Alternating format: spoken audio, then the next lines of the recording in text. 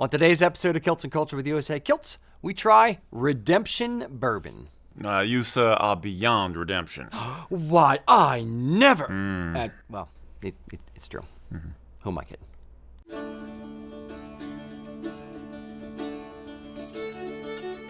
The history of the Gallic lands is one of struggle, punctuated by moments of sheer brilliance. Tartan is Scotland's gift to the world, and it is your personal heritage story. Howdy, boys and girls. Welcome to Kilts and Culture. I can speak. My name is Rocky. That's Erik. Yo. Today, special treat from our friend Jonathan Foster. We have Redemption Bourbon. So, Bourbon, Rocky? Why are we drinking bourbon? I don't know. People give us bourbon. I'm not a big bourbon guy, so we figured it's July 4th weekend starting, so we'll do something American. Got to do something a little American. What just do you for hate? July 4th weekend. You're correct. All right. And Miss Allie, if you wouldn't mind, why don't you come collect your bottle? Ladies and gentlemen, it's Allie. And Allie, what tartan do you have on while you're here? Today I have Purple Mountain Majesty, of course. Purple Mountain Majesty, very nice. Very Ta-da. nice. There you go. All right, Erik, Dankeschön. for you. All right, and what tartan do you have on, Erik? Owen Glyndwr. You have on the Glyndwr tartan, very nice. It's Whisky, don't you know?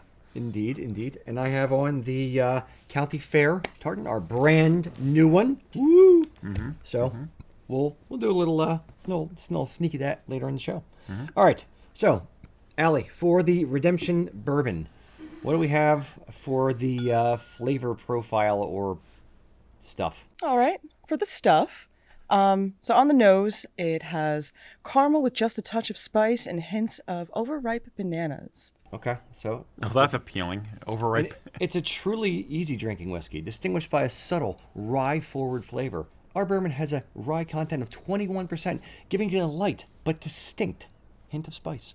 Ooh. I heard that somewhere. Could I do that next time?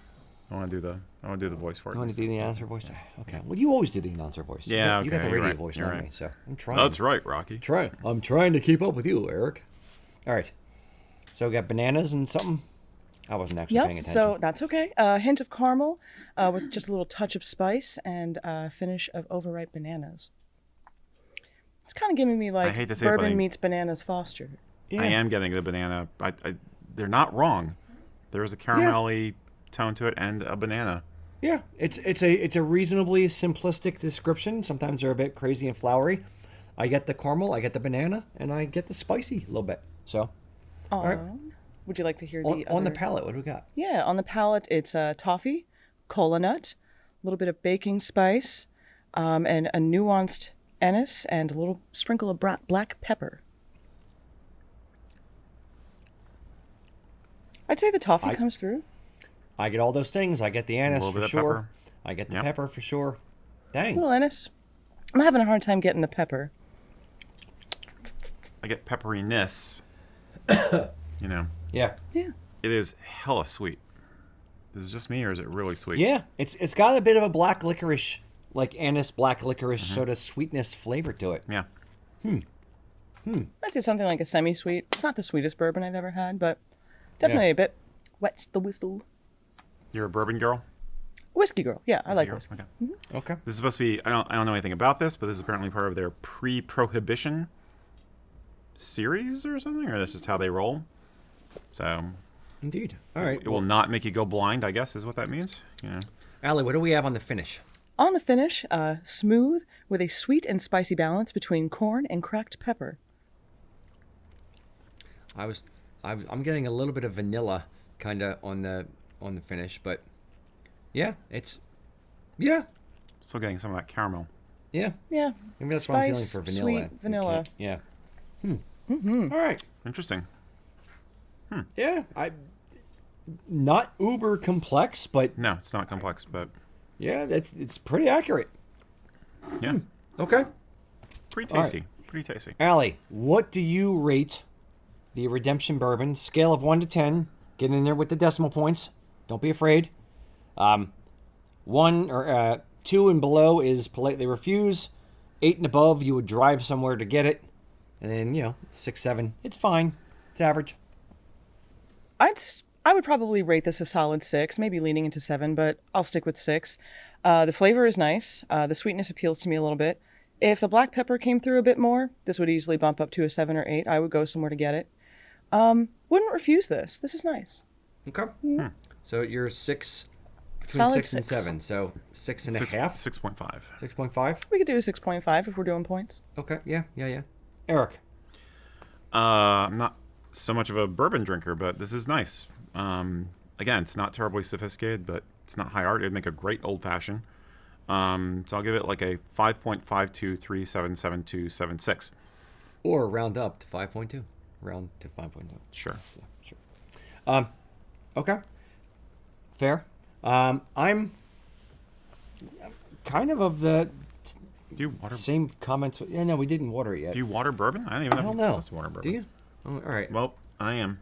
All right, There we go. Tiny bit. Just touch. Open it up. All right. Shoot. This is screwing up our scores. Oh, I'm sorry. Just trying to keep you on track. Made it worse. Okay. So good. So I'm not a bourbon guy either. So I think the highest I would ever rate a bourbon would probably be 6.5, and that would be like the best bourbon in the world. But this, it does what it says on the tin, as they say. So I'm gonna go 5.9. I'll go 5.9. Okay. It's a reasonably good bourbon. Not a bourbon guy, but Yeah. it's not bad. It's good. Yeah. It's good. I Good, would try and compose blues tunes while drinking that. Indeed. So, before we get to... Well, first, let's do this. All right, boys and girls. As always, we are but your humble servants here to answer whatever questions you have for us, kilts or culture related. So, put those in the comments, and Allie will start tabulating and cataloging and holding them and, I don't know, cradling them. Something like that. Whispering sweet nothings too. Yes, whispering sweet nothings in their ear. But while you are adding those questions that you have for us in the comments, we have another special treat. We are going to give a sneak preview of the brand new documentary that everyone's talking about, at least here. Celtic Heart, Irish and Scottish Festivals in America. It's coming out July 9th over on YouTube. Today, we are giving the live audience a sneak preview of the first 50-something seconds of the movie. So you're going to get to see the beginning of the movie. So without further ado, let's roll it. Gotta give them what they're here for. They're here to connect. They're bonded by blood. It just elicits a response it's like no other. We are the real representation of the Scottish heritage and the Celtic spirit that's out there. Stepping out of the normal day-to-day grind, interact with their own culture, their own past. A lot of people doing things I don't think they'd usually do, wearing things they wouldn't wear, they're just having fun. Something almost magical. To discover your heritage, I don't think it could get any better.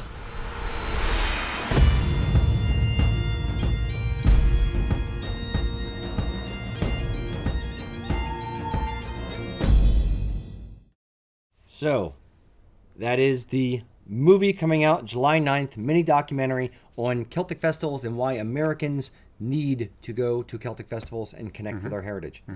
We had a full sneak preview screening, an advanced screening. Advanced screening. Advanced screening, yeah. One of those things. We had that at our customer appreciation party last week. Yep. I think it went over pretty well. Going over very well. Yeah. There was people didn't boo it. They weren't throwing things. So I was pleased with that. Or chase us down the street. Yes, How indeed. dare you? I did blow out my speaker. The woofer That was funny. went out yeah. about halfway through the movie because we had the volume so loud because we had like 50, 60 people in the room. So, yeah, that was a bit difficult. You had the wah, wah, wah going for the second half of the movie.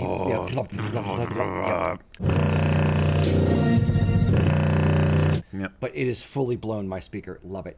If it's going to go, that's the way to go. This is a 30-minute runtime, right? Yep, 31 minutes. 31 minutes on the DIT. Yes. It's off and on in production for the past 9 months, Well, something like that. several years. Well, if some you of the talk about some of the yeah. footage actually was collected over several years, but Yeah.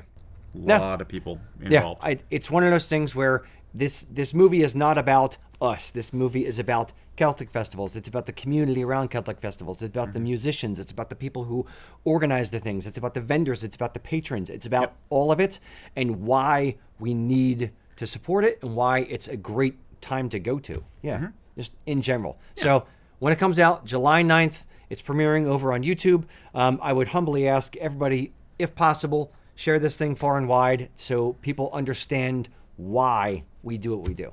The my favorite compliment that I've gotten so far on it of people who've seen the movie in advance was Jane from Celtic Classic, who's in the film. She's the lady that essentially is the president or runs the managing lady at Celtic Classic. She said, I want to show this to all of our staff, to all the volunteers, to everybody involved in this, because this is why we do what we do. It's because you summed it up and just put it forward. So I'm happy to at least have one person think that we encapsulated the whole vibe of it well. Yeah. Indeed. So all right. Erik. All right. Why don't you give us one of the pre-asked without questions? further ado. Without further ado, Michael Milholland said, I live in a small 4-room house with multiple cats. Instructions for washing and drying my casual kilt includes laying it flat to dry, which really isn't practical for me, so what is the next best alternative? I guess he doesn't want cat hair making a second layer of fabric on his kilt. So our polyviscose kilts, it's machine wash, cold, lay flat to dry. That said, you can hang it dry if you want to hang it dry. My tip for it is, let's say you're in an apartment, you have no room. You're in an apartment, you have no room. Indeed. So what I would do is this. I would get either 2 skirt hangers or kilt hangers. I would fold the kilt in thirds like you normally would wear it. And then I would clip 1 kilt hanger to the front or to the aprons and 1 to the pleats. And then I would keep those hangers. I'd go into your bathroom or something where you have, the curtain rod up top, and I'd hang those 2 hangers on the curtain rod, and I would separate them so that it's more of a cylinder, so air can flow through it and around it, and all that kind of thing. While it is damp, I would straighten out all the pleats and kind of push them into place, make sure they're not wrinkly coming out of the spin cycle on the washer. Right. But yeah, you just kind of run your fingers down each pleat while it's damp and kind of stretch and flatten as you go, and that really is a nice little shortcut for a PV kilt, at least. Yeah. So it's actually, the whole point of those is that they're supposed to be easy care. So Rocky's being graceful about it. I will give a shameless plug for our own kilt hangers. They happen to work really, really well. Highly recommend. 2 of those and you're good to go. Yep. Indeed. Well, that was a short one. Yeah, it was. Allie. Has anyone asked any questions on the interwebs?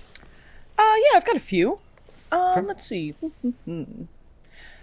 So, since we're fresh off the whiskey, or bourbon, sorry, I do have one pertaining to USA Kilts and Bourbon. Sure. So this is from, looks like Colton Cunningham. Would USA Kilts ever do a partnership with an alcohol company to create a co-brand of scotch? Oh, neat. Co-branded scotch, sorry. Sure. Yeah. Why not? Yeah. If they find a company that wants to embarrass themselves that much, then sure, we could do that. Sink down to our level. That's fine. I know Kinloch Anderson has their own scotch or whiskey. I know a few brands have kind of gone into dip their toes in the water of life. See what I did there? So yeah, we've never been approached by anyone to try a particular whiskey or promote a particular whiskey. It's get the Aldi people on the phone. Yeah. So what would we name it? What would we name it, and what would the flavor profile be? That's what I want. That's a real question.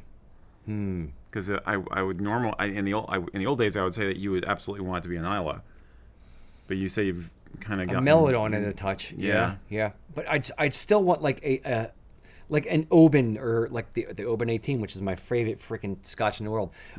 Just have like a hint of it or some of it there. Just tone down a bit. Okay. So I definitely want a little bit of peat, a little bit of smoke, but like a minor note of it, not so it's overpowering. So what about like an Islay? An Islay, they range an Islay Scotch. Oban, I think it's technically an Islay, though it's in, oddly enough, Oban, which is not on the island. I thought it did qualify as an Islay. Yeah, but it does qualify. Yeah, but it's still more toned down. I do like space sides that are a little bit more just kind of mellow, relaxed. I would want it to be an all season whiskey. I would not want it like, I feel like Islay Scotches, I want to have them in the winter. I want to have them in the fall, in front of a fire, kind of, and nice, snuggled up under a blanket or, that kind of thing. So I wouldn't want something that you would only enjoy in one season. Okay, fair. I'd probably want something that's not necessarily like made for mixing. I would want it to be something that would stand alone. Yes. What would your flavor notes be? To represent the company? Yeah. A little bit of sweet, a little bit of salty. Stress? Well. What flavor reminds me of deadlines? Black pepper. No. Actually, I do like some pepper. I do like pepper. I tend to really like the sherry cask tones. Okay. So I'd like some of that in there. I've recently been on the drinking Balvenie rum cask. I do kind of like a little rum, well, a little mixture in there. I do like rum. Yeah. I think we're fine with that. Well, it should be. I mean, how do you get the American aspect in there? Oh, the American oak cask. We're American oak cask because we're Americans. Yeah, I would do that. Allie, what would your addition to this witch's brew of a whiskey be? Well, I feel something that would be truly on brand for USA Kilts would be perhaps a butterscotch flavored whiskey. Oh, because of the can. Maybe with a hint of overripe strawberries at the end. Interesting. And pepper. Yeah, and pepper. No, yeah, I get that. Yeah. I get that. This is a challenge.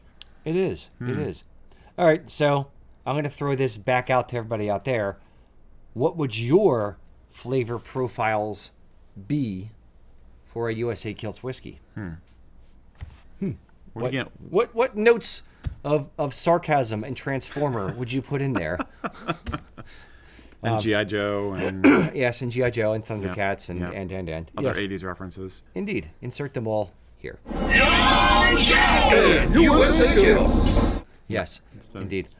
Okay. What are you going to name it? What are we going to name it? What would we name it? I don't know. Not feeling very creative. My brain's in a different spot right now. It is what it is. Yeah, it is what it is.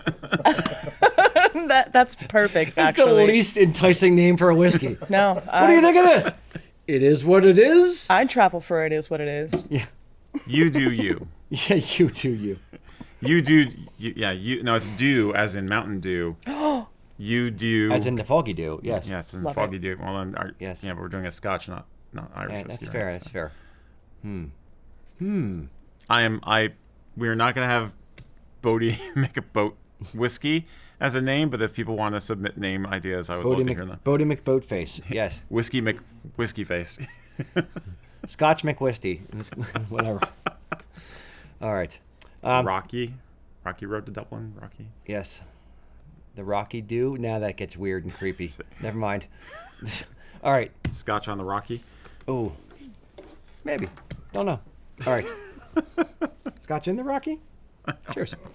It's lunch. All right. That was Allie. Erik, give me another one. Okay. Let's do something related to what we do. Okay. Brian Taylor asked us.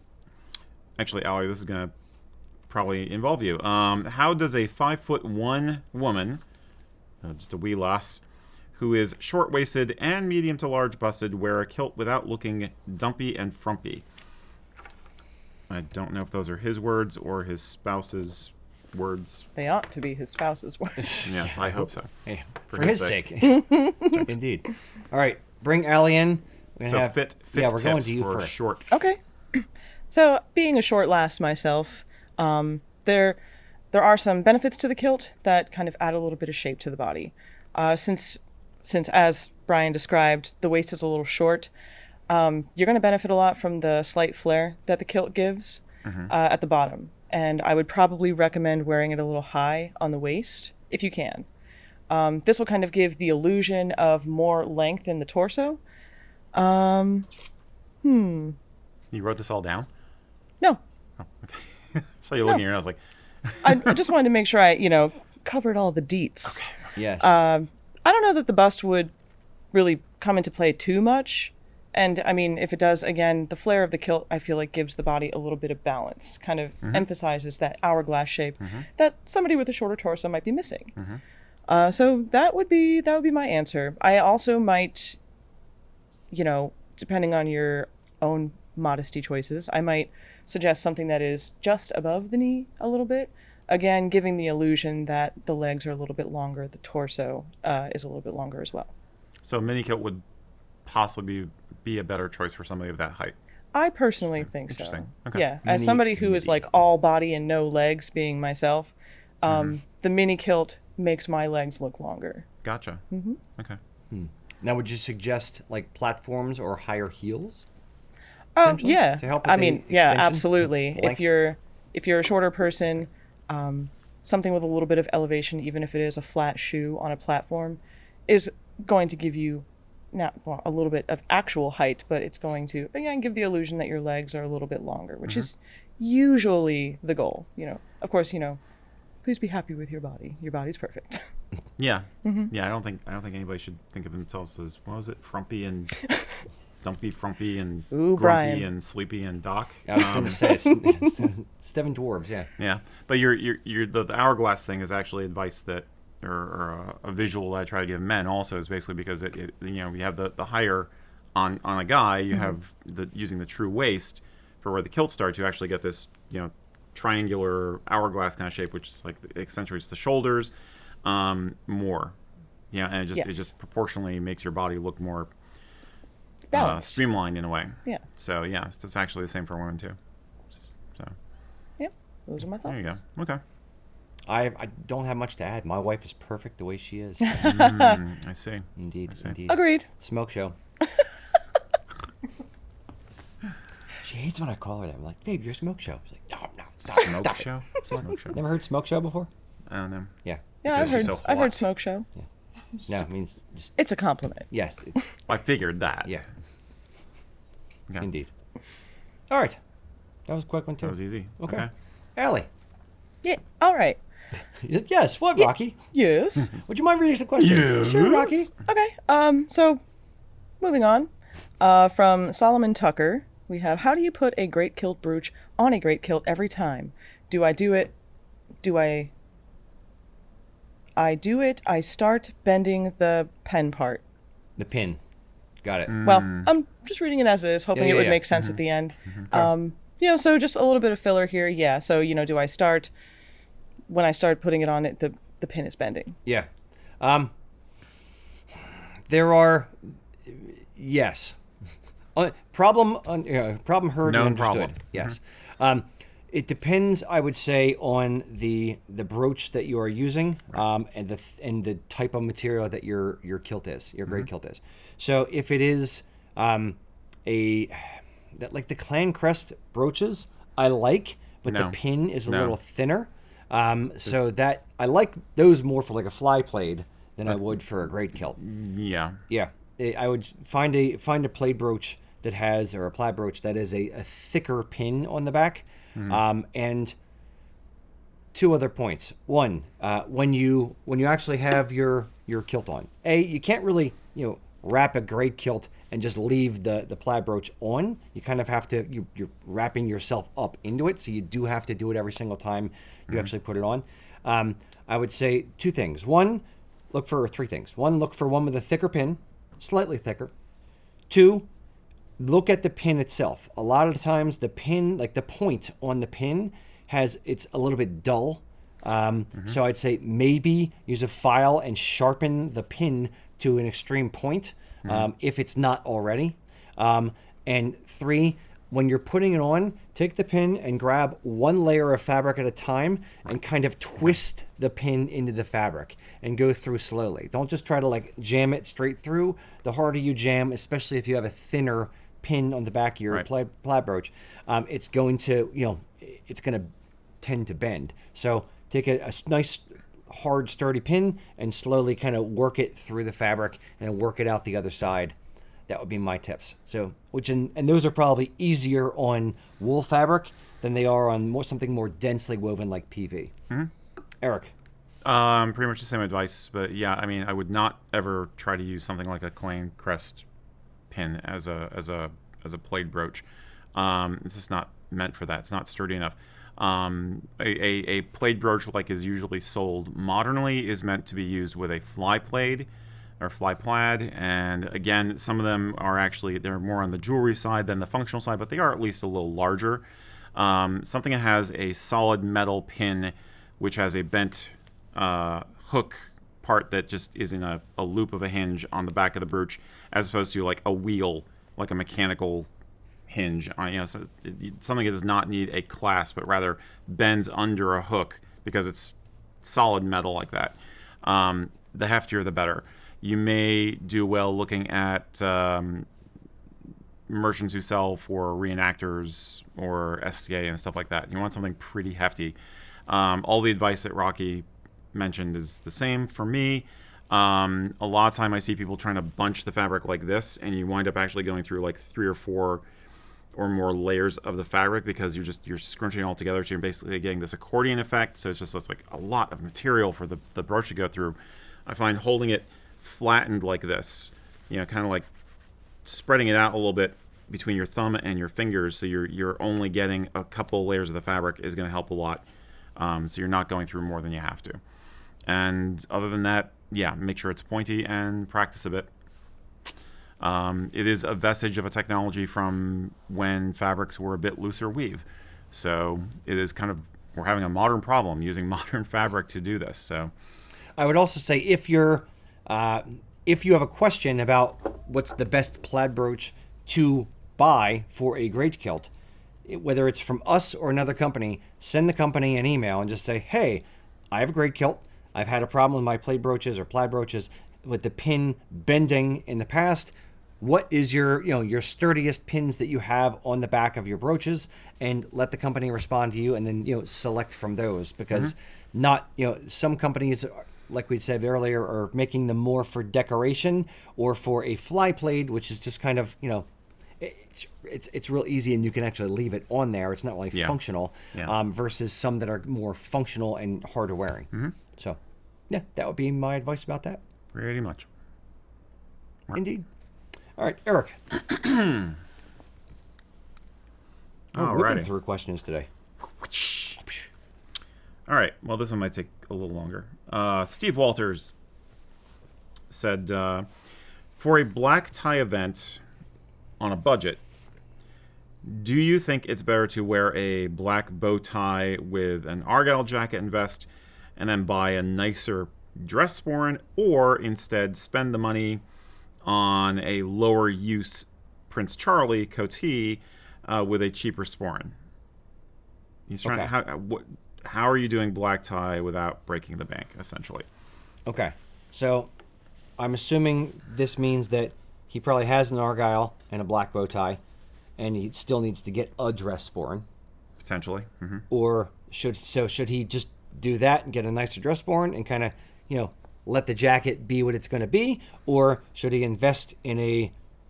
Does he say whether he was looking for like a budget Prince Charlie and a budget dress sporran? He says lower use, so I think he's assuming that, I don't know if it doesn't have to be high quality because it's not going to get a lot of wear and tear. He's only using it once a year. Depending on what you consider cheap for a dress sporran, I'll kind of start there a little bit. Mm-hmm. And do what's practical, and do what your budget will allow. None of this should break the bank, period. You should not have to take out a second mortgage on your home to be able to do this stuff. You can, they're like peanuts. You just build it over time. You just snack on one at a time. So if it were me and I had to choose between buying, let's start with the cheap route. I either had to buy a cheap Prince Charlie and a cheap dress sporran, so like a $150, $200 Prince Charlie and a $50 dress sporran, so like imported, real cheap stuff. Or buy one real nice dress sporran and just wear it with an argyle and a black bow tie. I would go that route. I would wear my black bow tie that I already have, and I would buy a nicer sporran, knowing that I'm investing in quality versus investing in something and spending money on something that I don't really love. Like if I'm going to spend, $50, $100 on a cheap dress sporran versus a $300 Fox one that I've had my eye on for years, I'd rather just get the one that I actually want versus still pine after that one and just have a white rabbit fur that's shedding after every single time I wear it. Ugh. Like I'd rather wait a little bit and buy the right thing, the right tool for the job versus close enough. Now, and I'd rather just kind of fudge the jacket a little bit in this instance. I'd rather have an argyle on because most let's be honest, most Americans are not going to understand that the Prince Charlie is the correct thing for black tie, not an argyle jacket and vest. But if you have an argyle jacket and vest, and I'm saying and vest specifically, the vest helps dress it up a little bit. Right. It's black, so it looks more formal. You have the bow tie on, you still have the shiny buttons, and you'd have your cooler, new, fancy dress sporran you've been pining after. So I would move that direction. Erik. Yeah, pretty much the same advice. If you were going to a Highland, not Highland, but I feel like let's say a clan society type event, you're going to a burn supper or something where there's going to be other people kilted up and they know what they're looking at, then you might want to consider going more on the formal side. But for a lot of purposes here in the United States, you're probably going to be fine with an argyle, like Rocky said. I will also throw in the fact that sometimes an argyle set is more forgiving on more body types than a PC. And so depending on how much of a belly you have, for instance, you may find that the argyle, for general use, A, you'll use it more often, and B, it's a bit more flattering. Sometimes I find like the coatee and the vest with the PC just kind of like bubbles out a bit and accentuates the belly. So it's not as flattering on larger gents sometimes. But yeah, absolutely. I mean, a sporran is going to outlast the jacket, theoretically. It could be something you're going to have the rest of your life. So yeah, get the one that you really care about. And that's where all the attention is going to go to anyway. Especially, again, in an American context, they're going to be looking at the sporran and the guy in the kilt. The type of jacket is going to be less of a factor. Yeah, and I would even say, to your point, even at like St. Andrew's events down in Philadelphia, where it is a formal thing, where totally you're supposed formal. to be dressing, formal wear. Even there's still guys in argyle jackets. It's even when it's supposed to be, and they're supposed to know better. But no one is going to say, even at a formal event, no one is going to say to you like, you only have on an argyle jacket, you have to go home and change. Like, no one's going to do that. They're going to be polite about it, and they're either going to not know or not care, or at minimum not say anything. So even if it's, now taking the other scenario where they say, okay, I would get a proper Prince Charlie, and let's even say a lower cost dress sporran, meaning like even like a leather dress sporran, like a leather plain, dress, yeah, a plain bovine, $250 dress sporran. Even there, I would rather, if you're, and you said low usage, so if you're only going to wear it once every few years, I think here's what I would do. I would split the difference. If you really feel weird and you're like, no, but I know that I'm supposed to be wearing a Prince Charlie, or everybody else in my friend group is going to have a Prince Charlie. Here's what I would do. Rent the Prince Charlie. I would rent it and still buy the nicer sporran. I wouldn't, if you're only going to wear it once every other year, then it's not worth buying to me, unless you know you're going to wear it once a year, once every 6 months, something like that. Right, you have multiple reasons to wear it, then okay, fine. Or if you win the lottery, great. Or if your entire family gets you gift certificates to the best kilt store in the world, USAKilts.com, then I would buy it at that point if you have disposable income to be able to do so. But if you don't, just rent the Prince Charlie. There's a bunch of different places online where you can rent it. Kilt Rental USA are friends of ours out in Arizona. You can go talk to them. Good people. But I would still buy the right dress sporran, the one that you actually want, the one that speaks to your soul, and have something as far as the outfit that you're just like, yes, that's the one I want. There's little to no reason in my mind, unless I really can't afford it. I need a kidney transplant and can't afford the thing. Then that's the only reason why I'll buy the lesser thing. I would save up and get the thing I actually want, period, because knowing myself, I would not be happy with anything but that. Gotcha. So. Yeah. No, I agree. Cool. Yep. Miss Allie. Sir. Do we have anyone out there in the interwebs? Yeah, absolutely. Is there anybody out there? Rocky, this one will be for you specifically. From, just going to say Polvik, Polvc is how they spell their name. Okay. So Rocky, what's your secret to keeping things fresh with so many new tartan designs rolling out in the America 250 collection? And what's the secret to the steady growth of USA Kilts over the past 20 years? He wants the secret in the sauce. Yes. What is this? Like a Bob Rawata's interview or something? Baba Wawa? What are you, like Charlie Baba Wawa? Rose? Yes. I mean, Hello, I'm Baba Wawa. Indeed. Ted Koppelize? Better Ted Koppel than Ted Bundy interview. Yeah, Ted Bundy. Those never I don't know, end I well. heard he's pretty handsome. But I do look delicious. So, serial killer jokes. Why not? So, the...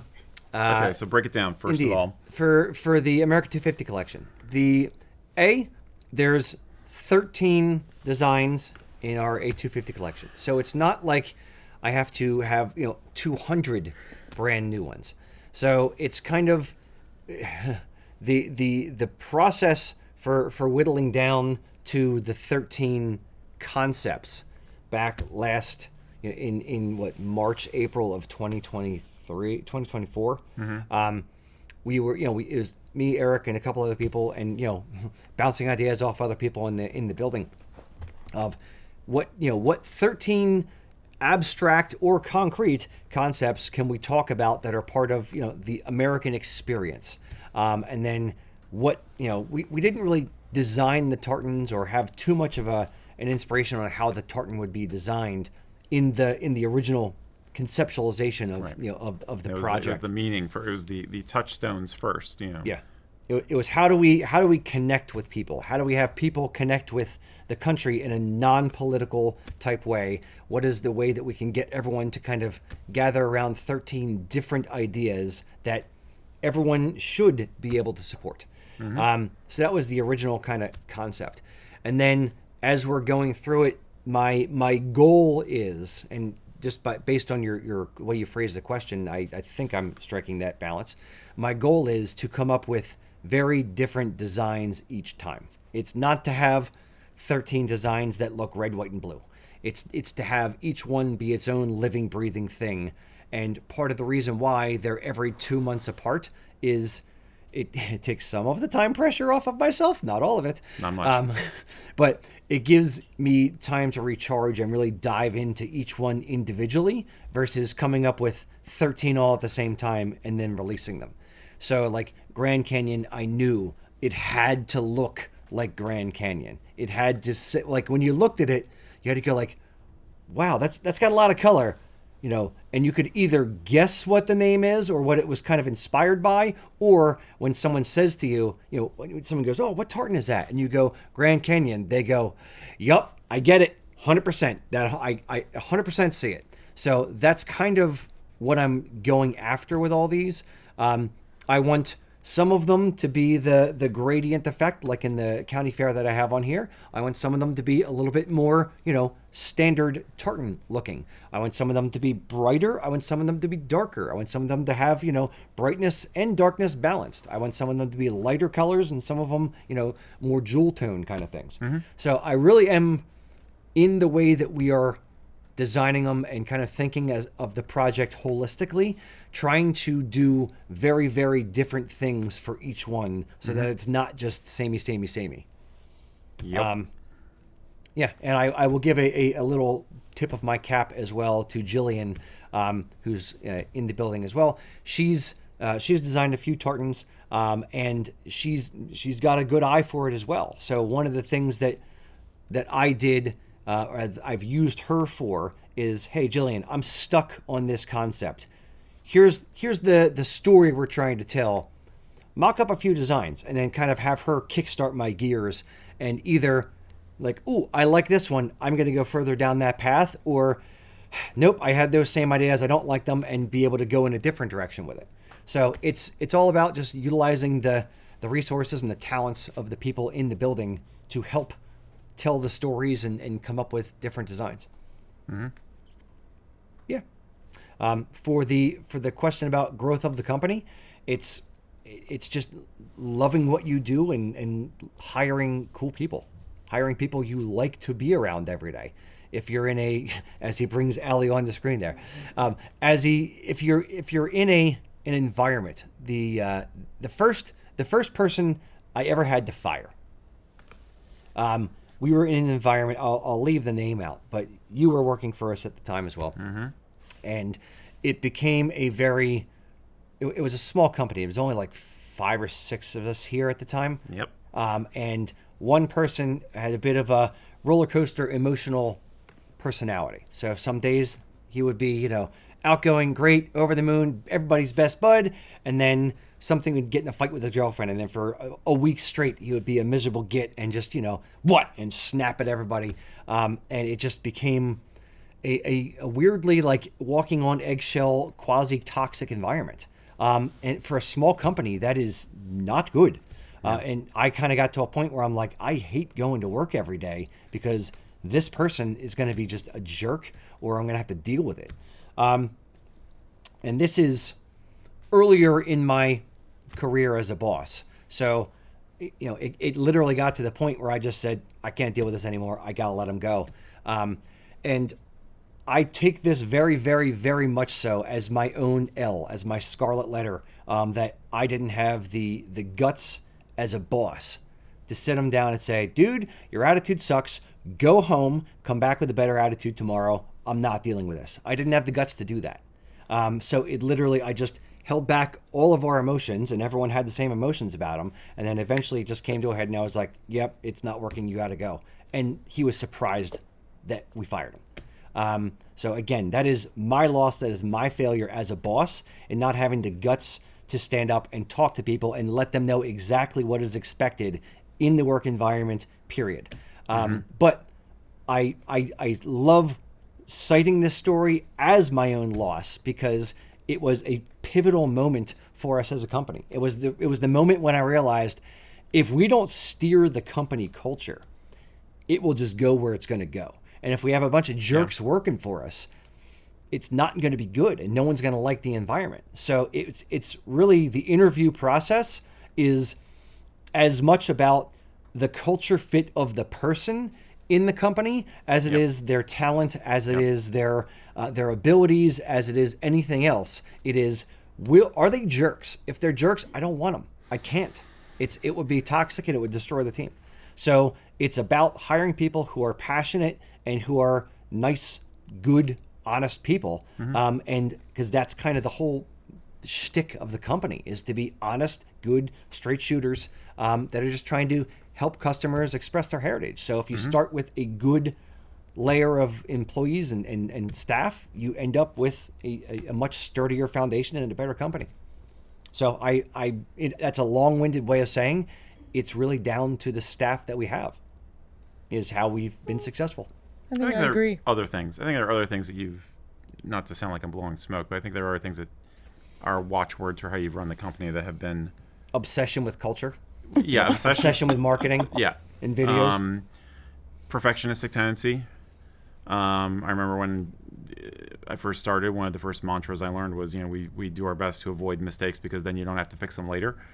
Get it right the first time, and then you don't have angry customers. Things like that. I remember the fact that you had not gone into any debt for a long, long, long time. Oh, yeah. Basically just lived within your means while you were building the company and just rolled it over. And so you were growing it organically at that point. Yeah. I mean, and not being afraid to try new stuff.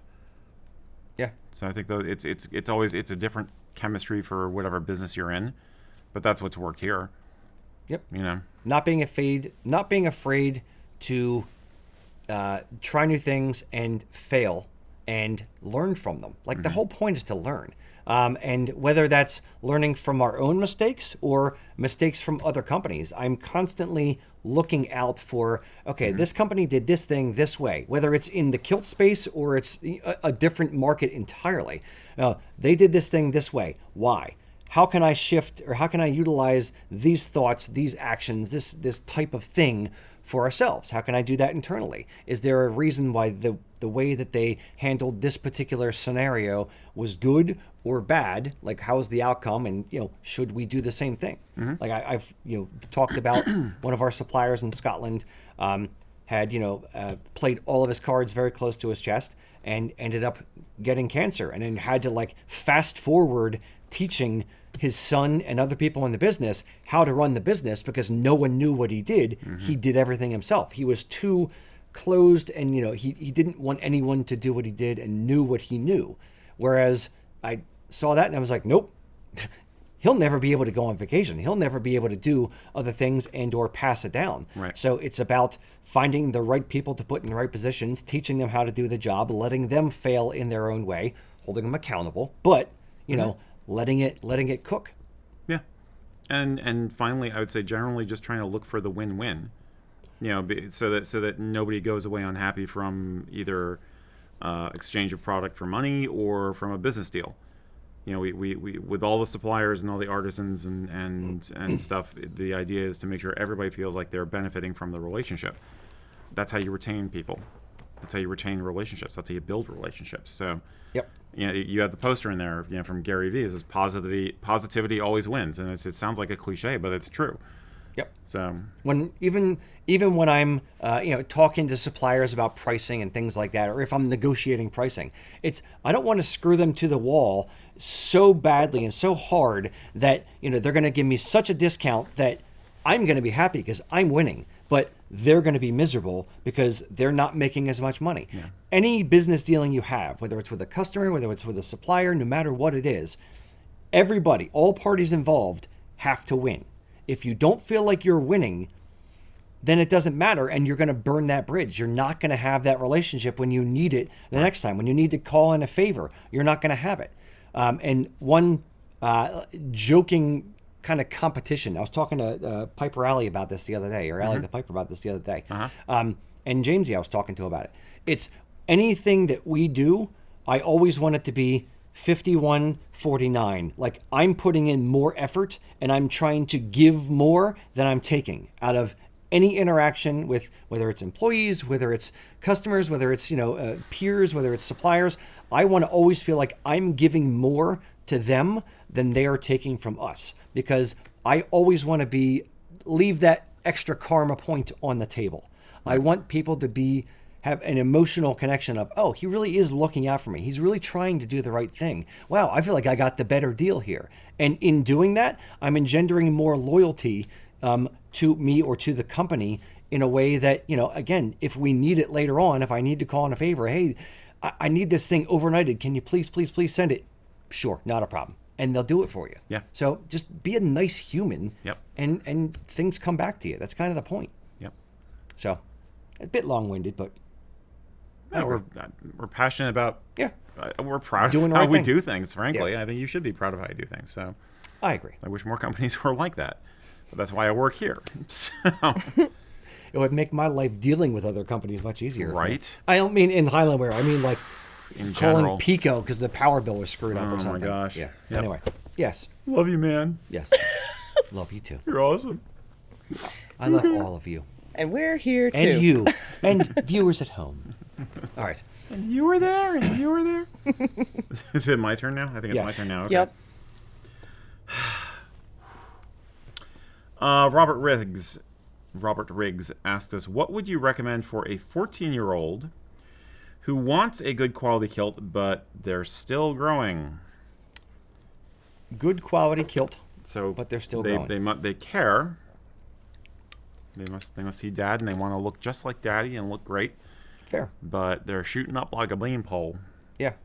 I have two things we've said often before, and one little twist on the answer.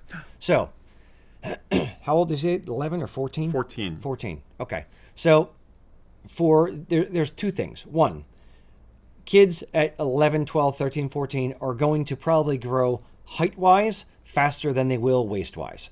So what I would say is, one, ask your kilt maker to make the kilt and then put a 2-inch hem in it as the finished length. So if the child is currently a 20-inch length, then I ask the kilt maker, please make the kilt to a 22-inch length and then hem it to a 20 after it's all completed. That way you can just drop one row of stitching and iron the pleats down at the bottom, and boom, it's you get an extra 2 inches out of it. Second thing I would say is, they're going to outgrow it height-wise or before they will waist-wise, but they'll still grow waist-wise a bit as well. So what I typically say is have the kilt maker make it to the tightest hole. So the hole on the fringe side that is nearest to the fringe. So if they're a 28-inch waist, I would say don't make it to 28 on the middle hole. Make it so that it's 28 but can go up to 31. That way they get a little bit more usage out of it as they grow over the years. And do you have any tips for the fit or things like that before I get into my other point? Not really. Okay. No. So my other point with getting kids into a kilt to be able to express their heritage is something that I have to fight against my own nature of being controlling of certain things. Make the process of getting the kilt and getting the accessories something that is enjoyable and that they are leading the way on.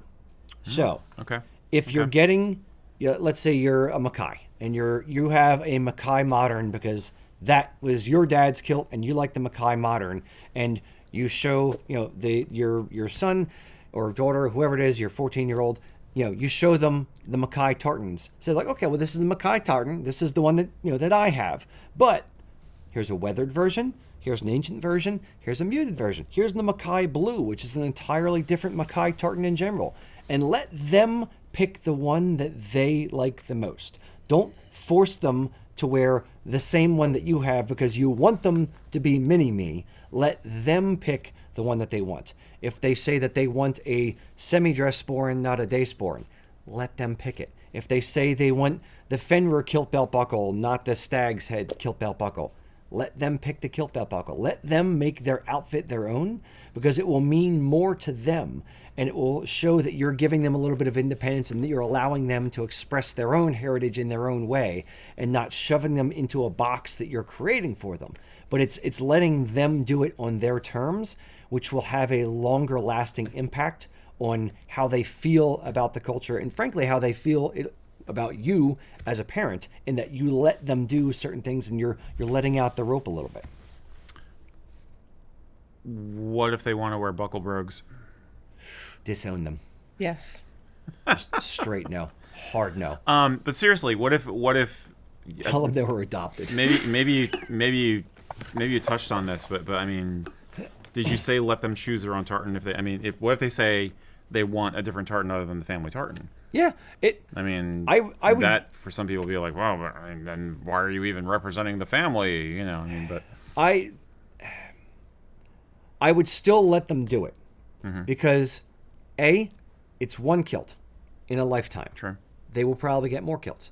So if they said no, I don't want the Mackay Tartan, I want to wear the American Dream because I like red, white, and blue, and that's the one that I want. Or this is my favorite color. Or this story speaks to me more. Or frankly, their answer is going to be, I like these colors better. Or I don't like green and blue tartans, or I don't want the one that you have. I want to do something different on my own. Right. I didn't wear the same clothes as my dad at age 13. You didn't? No, I had What's wrong with you? I had my combat boots and my jeans jacket and my metal phase. Oh, adorable. Yes, and my baseball caps, backwards baseball caps. Yeah. Anyway, so yeah, I would let them do. It's still your kid. They're still part of your family. They're still doing the thing. You just don't need a uniform to be in your family. And if you do think of it that way, then the uniform is the kilt itself, and the tartan honestly doesn't matter. So that's kind of how I would think about it. Yeah, I think that's good. I like that. I agree. Gorsh. Yeah. Make it a bonding experience. Make it a family experience. Yes. Allie. All right. Would you like a kind of easy, silly palate cleanser or something a bit more serious? Actually, We got 6. I'd like neither. Oh. Because we're at the midpoint of the show. And I have a little viddy that I want to show for you. About the County Fair Tartan. Right here. Every summer, the spirit of community and celebration comes alive across America. As the sun sinks below the horizon, painting the sky in deep purples and fiery reds, the air hums with excitement. Music drifts through the crowd. Colored lights dance overhead. And the scents of popcorn and funnel cake fill the warm evening breeze. As a child, you remember holding your parents' hand, eyes wide with wonder, as you waited your turn at the ring toss. As a teen, that wonder turned into your first taste of freedom, roaming the fairgrounds with your friends, laughing as you dash from ride to ride. Years later, nostalgia tugs at your heartstrings as you watch your child experience this magic for the first time.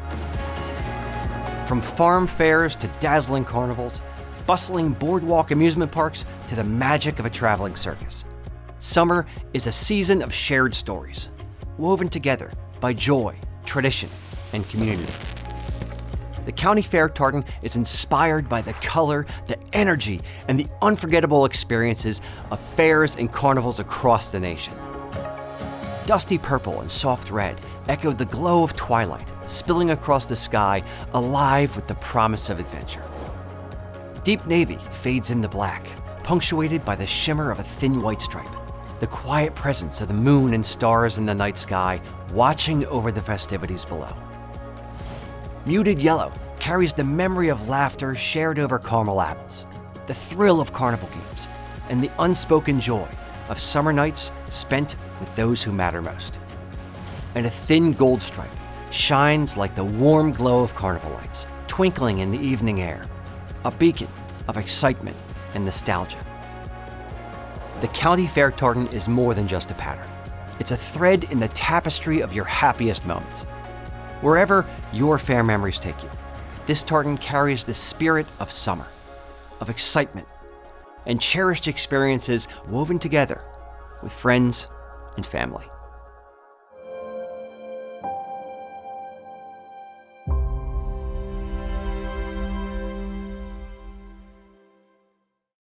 So that is our County Fair Tartan. I hope you guys like it. It's this one was a challenge, trying to figure out what do fairs, circuses, 4-H clubs, what do all these gatherings have in common? How do we express all those things in a single design? So for these, we kind of focused on the lights and the energy and the movement, juxtaposed against like the starry sky overhead, and they typically happen in evenings and that kind of thing. So sun going down. So that's the vibe that we went with for the County Fair Tartan. So let me know in the comments, what do you think of it? Yay, nay? If you don't like it, roast me in the comments. Tell me how bad you hate it. Oh boy, here we go. If you do like it, defend me. Fight. Now we have a guest witness here because Allie actually has familial ties to the carnival scene, right? So yes, I have carny history. She's one of those people. Yeah. So when I first moved down to this area, I was looking for a job, and I started working for a carnival in a food joint. If any of you have worked in a food joint before, put it in the comments. And my fiance, who I'm going to be married to eventually, I guess that's implied, right? That's kind of what the word means. He and his family have been in the carnival and the carny business for generations now, starting with what I believe to be either his grandparents or his great-grandparents up until some of the grandkids now. Nice. Yeah. Very good. So how do you feel about the County Fair? Yeah. The County Fair Tartan? Yes. Tartan, sorry. Yes. I like it a lot. I think it really embodies Knights of the Carnival. The dusky sky settling into darkness, the stars peeping through, the tree lines, the lights from all the games and the rides. I feel like it all really comes together there. I also appreciate that this one is a bit more gradient versus like blocky, because I don't know, the Carnival has like a lot of things going on, a lot of blending, and it all just kind of melts together a bit. A lot of time it's a sensory overload. Yes. Honestly. Yeah. I mean, by sounds, design. of smells, of sights. Yeah. If you are somebody who's hypersensitive, it can be a lot. But if you're not, it's a smorgasbord, orchesborg. It's a lot of fun. Cultural reference not found. Oh, I'm too my old. God. Charlotte's Web. Oh, okay. And they're at a carnival. Got it. A fair is a veritable smorgasbord, orchesborg. It's true. Because that's the thing. It's like for some people, it's like it's an agricultural show, like a county. Yeah. A county fair, truly. But even those, there's usually some kind of nightlife. So I think the nightlife aspect is what kind of ties any form of this event across the country together, no matter where you are. Yeah. So, and the excitement and the level of, just energy surrounding the events. Even if boardwalks and things at the shore and things like that. So hopefully it comes through. So yay. Yes. I like it.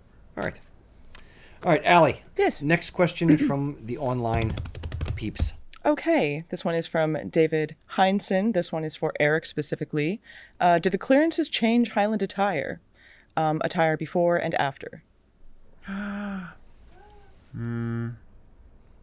Not really. It's a really cool question. It's a good question. This kind of gets part and parcel to the whole, the idea of, were there American colonists or people in early America wearing kilts? And there's not much, if any, evidence for that.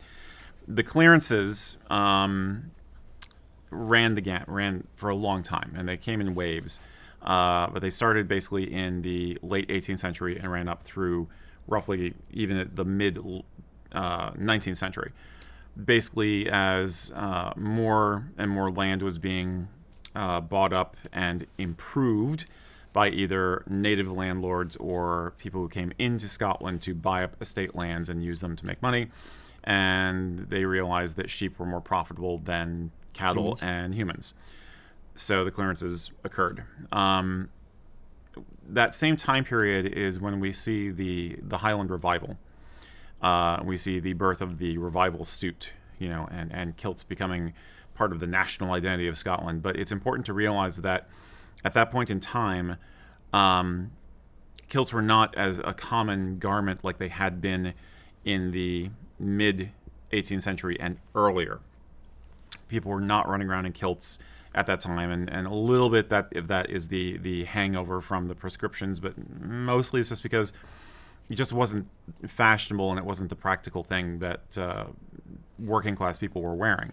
So they were wearing basically the same kind of clothes that anybody else in a cooler European environment was wearing to go out and work in the fields. So did it have an effect on Highland dress? No. The people who were trying to invent Highland dress, the people who were into the revival, tended to be middle-class merchants to upper-class people. Sir Walter Scott and... Yeah, it's the people who had the time and the money to play around with it, had the resources, and romanticized it for better or for worse, as opposed to the poor schmoes, who, the crofters, who were basically just wearing one set of clothing their entire life, and so you would have plaids, you would have shawls, you had tartan fabric, but you did not really have the sense that it's not like you had some guy dressed as Jamie Fraser from Outlander, and then loses his land and starts wearing trousers. It wasn't like that. It wasn't dramatic or anything like that. I'm rambling a bit, but the general answer is no. Poor people were wearing what poor people have always worn. Yeah. So. And we actually have an entire video on the Highland Clearances. Do you remember what the name of it is? It's on our YouTube. Yes. We'll insert a link somewhere. It's one of my favorites. Yes. Actually, that was one of my favorite videos that we've done. Yeah. I even did it myself that time. Look at me. and that was, but it's a tragic story. It gets overshadowed by things like the Great Hunger in Ireland, but similar kind of patterns. Yeah. You know, the well-off taking advantage of the not well-off. But yeah, it didn't really have an impact on fashion. Now, I would say that it probably had a huge impact on other aspects of the culture, like music, cuisine, stories, and obviously just the immigration itself. Massive impact on the diaspora. So did it affect Scotland? Yes. Did it affect the culture? Absolutely. Clothing, not so much. Yeah. And thank God we are beyond the times when those who are more well off no longer take advantage of those who are less well off. That was a close one. Luckily we got beyond that. Yeah. Yes. Yeah. Totally isn't happening in our time. Not at all. All right, Erik. Yes. Next question, pretty please. I want to talk about history more. Anyway. We may.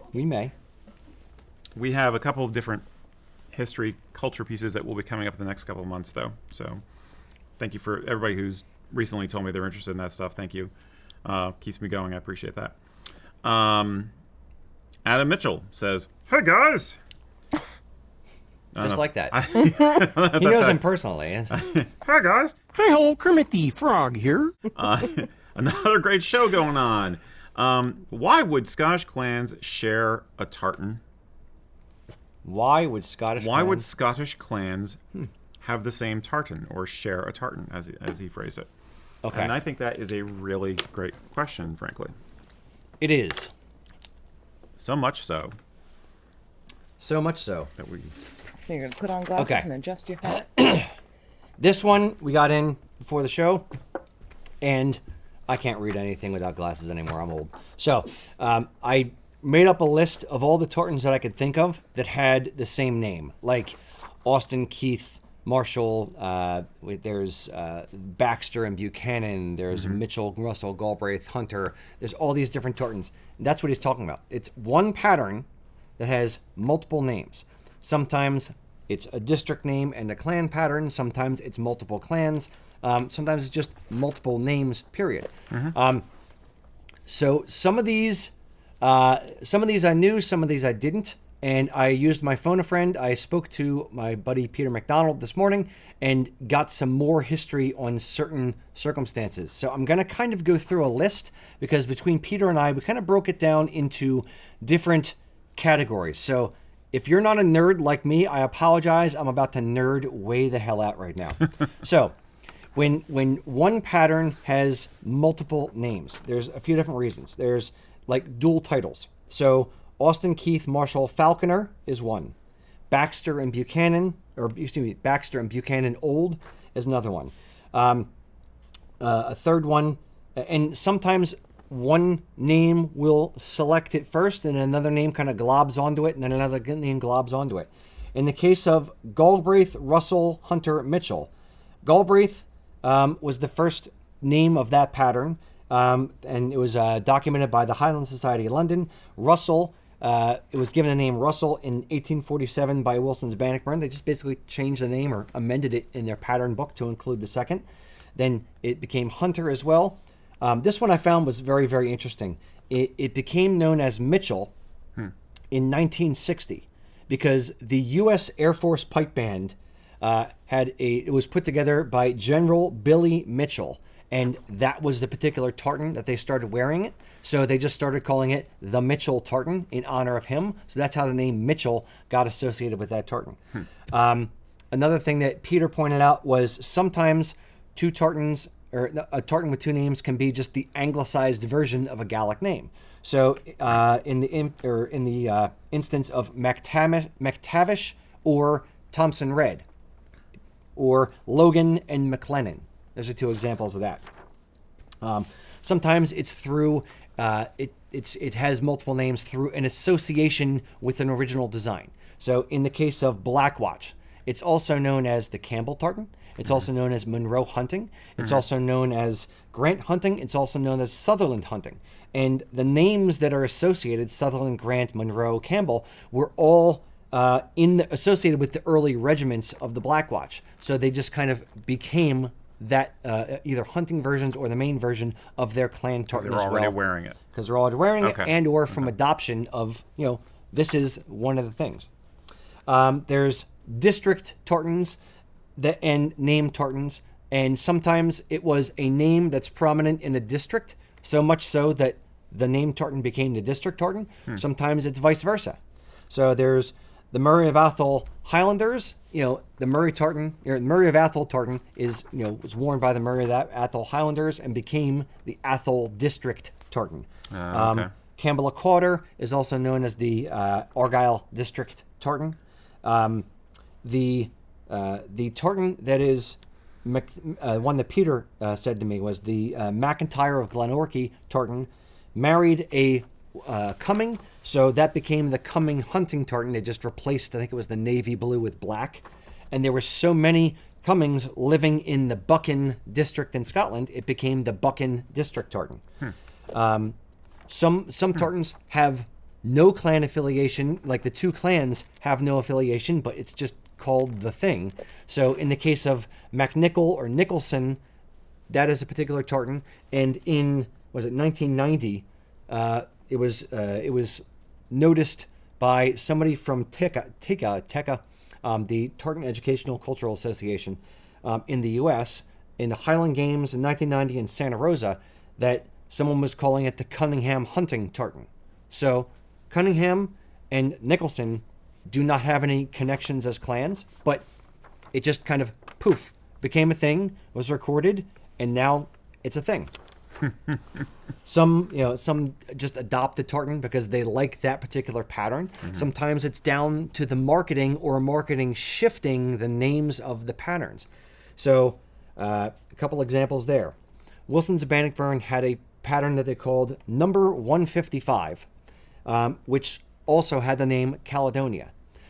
The Caledonia tartan was bought by a guy with the last name Kidd, and then Wilson's of Bannockburn said, "Oh, Kidd, right, this is now going to be the Kidd tartan as well." And then it became the Macpherson tartan when it was adopted in 1817, in the lead up to the King's visit in 1822.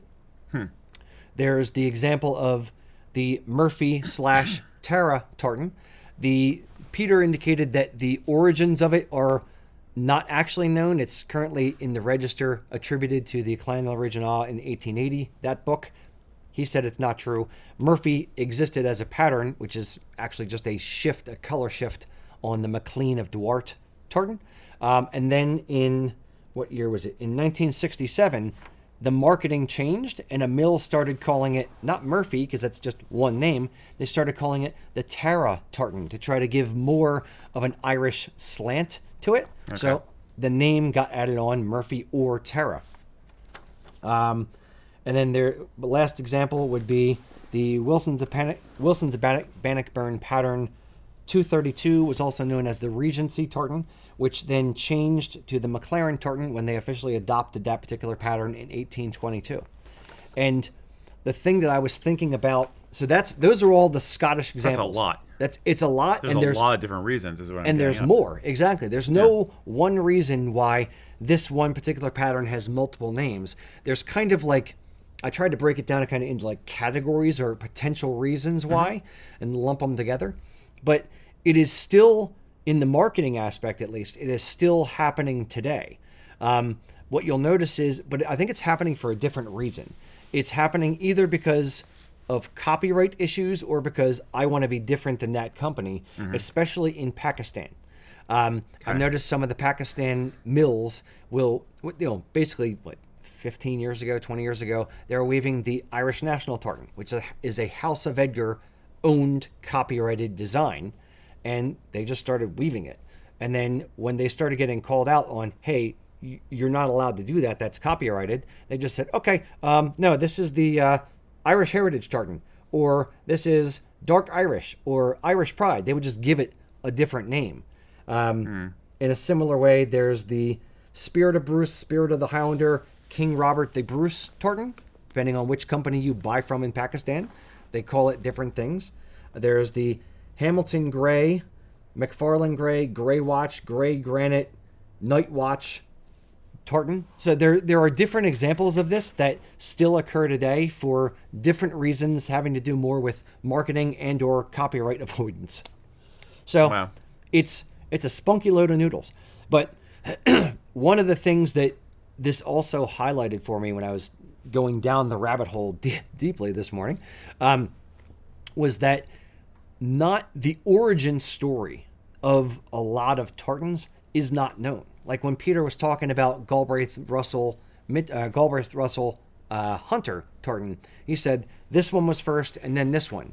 But in my research, it may have actually been the other way around. And then there's other things that are saying like, actually, we don't know. This one, I think, was back. Like there's a gray, murky, kind of misty origin story for a lot of tartans because it wasn't cataloged, because people didn't see like, okay, this is going to be our official clan tartan. Let's have a big parade. Let's make this known, and it's going to be a decree, and this is going to be, saved for eternity. It was a lot of the stuff just started off as a pretty pattern, and then this family started wearing it generally, and then the more that they wore it, the more it got associated with a particular family. But by the time that it was firmly associated with the family, they forget the story of how it came to be associated with the first family. place. Yeah. So a lot of these things, unfortunately, are kind of lost to time, and you don't know the true origin story of it. Through work of historians like Brian Wilton, Peter MacDonald, people like that, more is kind of being pieced together. But if the story doesn't exist to start with, and it wasn't written down to start with, we're just kind of piecing together history as best we can, and as things are, as new things get discovered, you have to amend the story. Mm-hmm. Wow, I had guessed at a few of those things, but not the full extent of the different variances of the stories of how it happened. And one thing that Peter is very, very passionate about, that it's going to be a big project, is correcting the entries in the Scottish Register of Tartans, because the SRT is just an amalgamation of the Scottish Tartan Authority notes and the Scottish World Tartan Register notes, two entities that kind of gave all the data to the Scottish Register of Tartans before it existed. So they're dealing with chicken scratch notes sometimes that were transcribed, or somebody's memory of a thing that happened, or it's very, very loose. It was never written as academic papers. So Peter has taken it upon himself to, if he finds something that is wrong, correct it, so that way going forward it will have more accurate notes.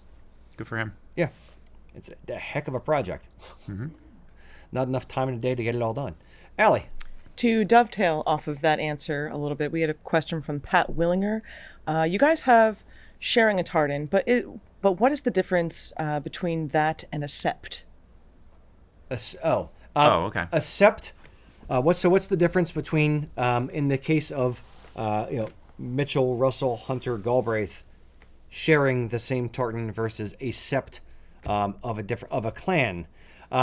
The what we are talking about currently is essentially 2, 3, 4, however many names that are equal, generally speaking, sharing the same design.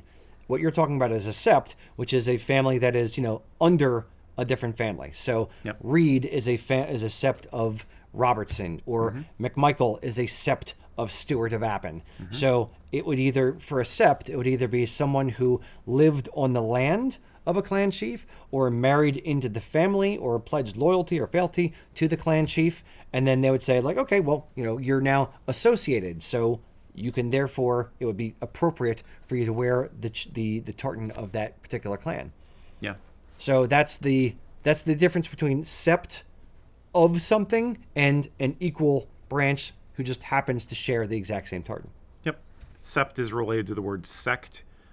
Separation, and it was usually basically a smaller family unit that pledged loyalty to a larger clan for protection. Very often families living on the lands of the clan, paying the clan what was called man rent, meaning if you go to war, we will send X number of guys to help you out. those kinds of relationships. So it's very feudal, so very medieval, honestly. Mm-hmm. So different from the art of the tartan that we're talking about. Yes, indeed. All right, Allie, that was a short one. Give me another one. All right. Let's see. And I apologize to everyone out there if that was too nerdy. This is my jam, though. Everything we talk about has roots. I think it's important to realize that it's not simple, clear cut. Yeah, it's a lot more nuanced than people give it credit for. Always is. Or than Always understand. There's the surface level that you're barely scratching, but when you start actually digging into it, there's a lot more there, and it's a lot murkier than a lot of people give it credit for. So, I like digging into it. Yep. Okay, so we've got a question from Adam T. Burns. Is there an origin story for why diced hose became somewhat standard issue for a lot of pipe bands? They seem to clash with most tartans, even those that were predominantly red. I would take exception to standard issue for pipe bands. I'd say the vast majority of pipe bands do not wear diced hose. Now, correct. It was a military thing. Erik, do you have thoughts on this? Because I don't really have much. I hate them. No. Yeah. I don't really have solid information on this, unfortunately. But I think basically diced hose were a simplified standard way of doing something like argyle hose. Hose where you have a lot of different color patterns, and sometimes those patterns would match a tartan, sometimes they wouldn't. But it again, going back to like Highland Revival period, it's like, this feels right. This is a Highland dress. So if you're the military, you want to have that, esprit de corps. You want to have that as part of your uniform, but you're not going to make something as complicated as, a tartany kind of pattern hose or argyle hose. They're just, a lot of colors, a lot of complex weaving. So you dumb it down, basically. And I think that's where diced hose probably came from. This is speculative on my part. And then over time, because more often than not, as military technology advanced, you had fewer troops wearing kilts and all the accoutrements that go with them, but the pipers are always still in it, and we're always in the best dressed version of it. So you retain that part along with retaining the kilt for the pipers. And so as pipe bands, as part of regiments, became known for this look, then other pipe bands wanted to have that same panache, so they started adopting a military style for their uniforms. And to this day, you have some bands that have a more old-fashioned-y or a more military style uniform versus others. But even so, in the modern age, diced hose themselves are also a bit harder to maintain. They show dirt more easily. They're harder to make, therefore they're more expensive. So solid colors are much more common now. And that's also why you had hose tops, where it wasn't even real kilt hose, but it looked right. And you had your regular socks on inside your shoes, but nobody saw that. So it's economics and practicality versus a style which was a survival from an earlier time period, like so much of what we're talking about. And when you say hose tops, just to expand on that, yes, please. For the mental description, hose tops are essentially just the cuff and leg part. Think of it as footless socks. They're just calf warmers. So it's basically, you don't have the foot of the sock, which is the part that wears out. Therefore, it doesn't wear out. And it's just, you put it on your leg and you wear your regular socks underneath it to give the look, the effect of diced hose. Right. Yeah.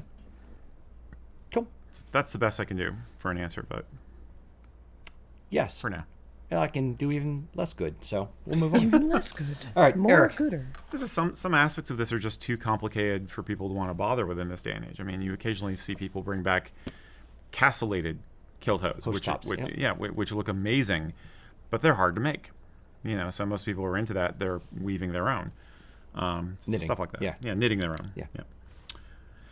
Ramble, blah, blah, blah. Dave Beals said, your America 250 tartan designs are truly amazing.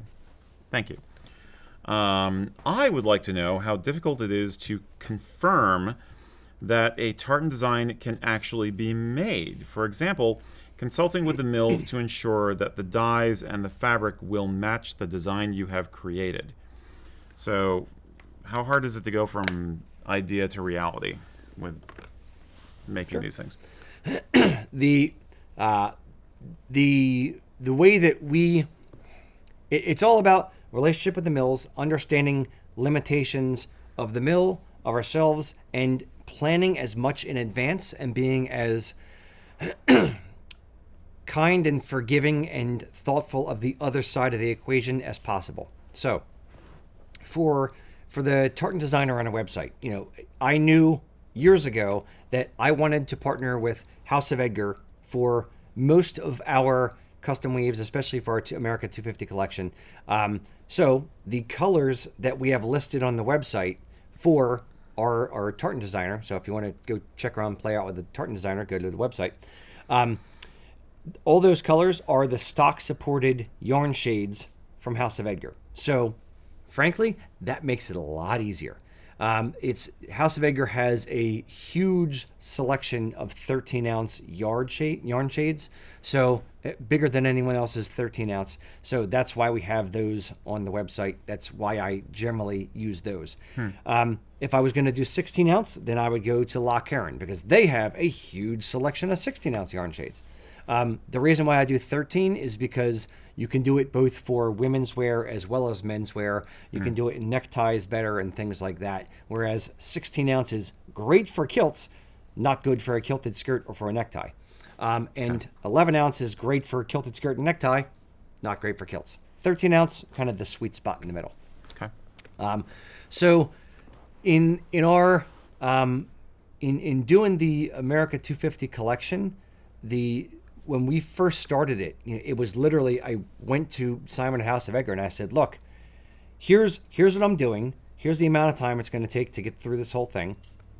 Here's the steps that I'm going to have to take. Here's the deadlines that I'm giving myself as we're going.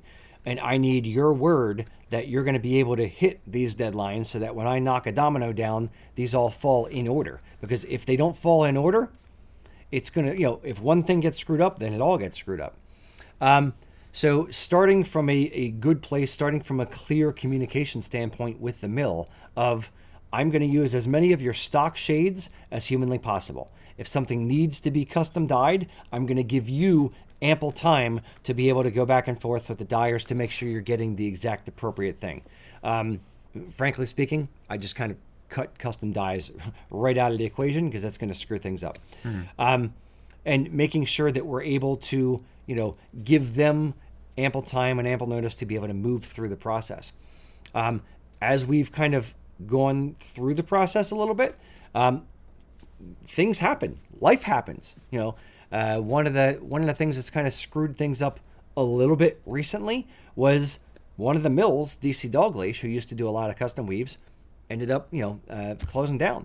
So House of Edgar has taken over a lot of the work that kilt makers couldn't get done at DC Dalgleish anymore, and they've therefore had their back order times creep up from for me from 6 weeks to 8 weeks to 10 weeks to 12 weeks. It's kind of crept up over time a little bit. So now it's just a matter of putting more pressure on myself of, okay, well, if I want this design to arrive here so that we can take video of it and shoot it for a commercial, which has to be edited and come out on this particular day, then working backwards on the calendar, I have to order it by yesterday. Whoops, I got to go. So it's all about planning. Mm-hmm. I am not great at planning that far in advance. It is very, very difficult for us to do it, for I know for you to do it, same as me. But it's one of those where it's just being gracious with suppliers and making sure that you're planning as many things as far out as possible. One of our future designs, and being flexible where you can be. One of our future designs, I had two designs. One had black for one of the main colors, and the other version had like a marled charcoal for the main color. And it was kind of like a 45-55 preference. I was kind of half on the fence. I kind of was going to do the marled yarns, and Edgar came back when I placed the order and said, nope, we don't have enough of that yarn in stock to be able to get it to you in time. It's going to be X amount of months. And I said, that's not going to work. And instead of fighting and stamping my feet and screaming at them, it is what it is. They're not going to be able to do it. Either I have to go to a different mill and hopefully not have to switch all the other colors, or just do the black design and call it done. So, okay, fine. Black design, move forward. So it's all about just being practical and rational. That as long as the finished product is still going to look good, as long as you're still hitting the deadline, as long as you're still having that good relationship with the mill and not burning the bridge for one particular instance when you still need to have a working relationship with them for years down the line. It's just planning things out and working around whatever obstacles get thrown at you. It's that, life hands you lemons, make lemonade. It's 99% is not what you do, it's how you react to the situation that you're put into. So that's how we do it. Did that answer the question? I have no idea. I rambled. So sure. I think so. Okay, good. Yeah. I fully answered that question. You did it. Perfect answer. Dyes and yarn will match the design. Yeah. Okay. Yes, and the advice is pick a partner that you trust for this stuff, and have a backup in case things go haywire. But it's all about relationships. It's true in life. You know this. It's all about the relationships you have to be able to partner with all this kind of stuff. Yep. All right, that was you? Yes. Allie. Okay. From the history bunker, we have what? History bunker. Welcome to the history bunker. That's him. He's the guy in the history bunker. Okay. What is the first kilt recorded? First kilt recorded? To your knowledge, anyway. Define kilt.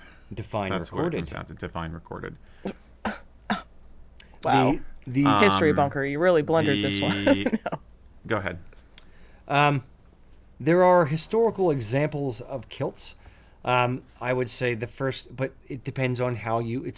I'm going to get into like the Bill Clinton ease of like playing with language here.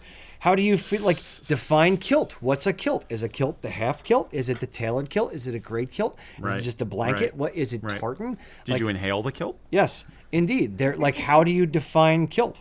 So the easiest answer would probably be the Glyndwr tartan, which is the earliest known tartan, a dyed fabric of checked kind of thing, of different warp and weft. It's not the Falkirk tartan, which is really just black and white checker. Yep. So that one was from 500 years ago. So 1580s. 1580s. So around that kind of time period. Now it was recovered in a peat bog, in a reforestation project, in Glenafric, Scotland. So you don't know whether it was a kilt or not. It was a piece of fabric. So might have been a kilt. Was probably a kilt. Could have been a kilt. We're going to call it a kilt. That's going to be our answer. The Glenafric tartan. So, and it was recorded recently. That's the oldest. Yeah, and that's the oldest natively Scottish true tartan type tartan pattern, to be very specific, because in all likelihood it was worn as a plaid, but we don't know.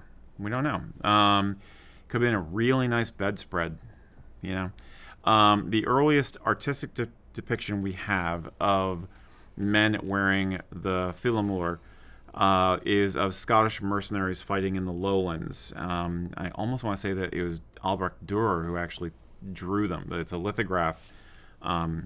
It's a sketch that was turned into a printable image of these mercenaries, and the same period roughly as the Glenafric piece. So, and you've probably seen it if you do any kind of a Google search on great kilt or anything. You'll see this. It's like four guys with very strange long beards, and they have different weapons forms that they're carrying, and they're just kind of like hanging out, like, hey, we're Scots and we're here to kill people in the lowlands. That is the earliest depiction we have. I think there's written depictions from Tudor England of people going to Scotland saying yes, and they wrap themselves up in this brightly colored fabric, but it's very vague. This is why we always caution people to say that there's very little evidence that the kilt was worn prior to the latter part of the 16th century. So the whole Braveheart thing is a myth. We all know this, but that's why we know it's a myth, because you just don't have any evidence. So what's the one that's the heraldic example where there's the guy on the side of the crest? That's 17th century. And that was the half kilt. That wasn't the great kilt, Yes, correct? that That's is the first example of the half kilt. I think that's 17th or early 18th century, and that is a little kilt, a walking kilt. Yeah. Yeah. Yep. Indeed. He is a what's called a supporter. Yes. For a coat of arms. Yep. I can't remember whose coat of arms it is, but he's just a dude standing there saying, "Look at this coat of arms." Yeah. So, yep. And can you make the face again for the 4 mercenary guys? I never noticed the resemblance before, but I get it. I get it. Striking. That's my heritage. You may be directly descended from I just don't have the beard. Yeah. We can draw it on in post. It's fine. Sure. All right. That was Allie? That was Allie. Okay. Michael Milholland says, I'm still a little confused as to what exactly is the so-called pivot. I was looking at the description of the American Dream Tartan, and it referred to the 13 stripes at the red pivot. Huh? What you talking about? What? Right. All right, Marty, could you bring up the photo of the County Fair tartan on screen there? I'm going to use the pivot. So, if you look right here, there you go. Here, Boink. The white stripe that's right, in line with my buttons on my shirt here. That is one pivot in this design.